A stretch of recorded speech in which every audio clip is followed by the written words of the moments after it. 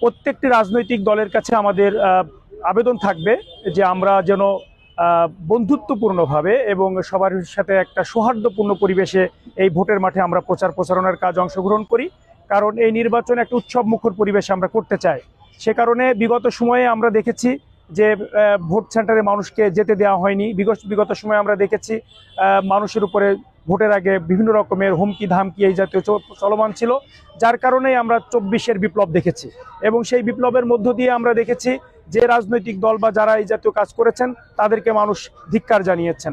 তো আমরা চাই না নতুন করে কোনো রাজনৈতিক দল এই জাতীয় কোনো কাজ করবেন এবং তারাও জনগণ থেকে ধিক্কৃত হবেন। এটা আমরা কোনো রাজনৈতিক দলের কাছে প্রত্যাশা করি না।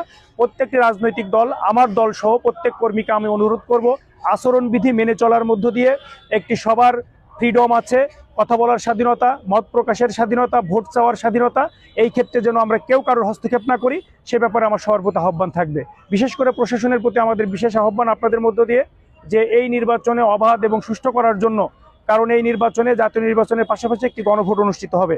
সেই কারণে জনগণ যেন ভোট সেন্টারে যেতে পারে, মানুষ যেন তার ভীতি থেকে মুক্ত হতে পারে, এই জন্য প্রশাসনকে একটি কার্যকরী ব্যবস্থা গ্রহণ করা প্রয়োজন। পাশাপাশি রাজনৈতিক দলও তার দায়িত্বশীল ভূমিকা থেকে সকল মানুষকে ভোট সেন্টার আসার জন্য উদ্বুদ্ধ করবেন, কেউ কাউকে বাধা প্রদান করবেন না, এটা আমাদের প্রত্যাশা।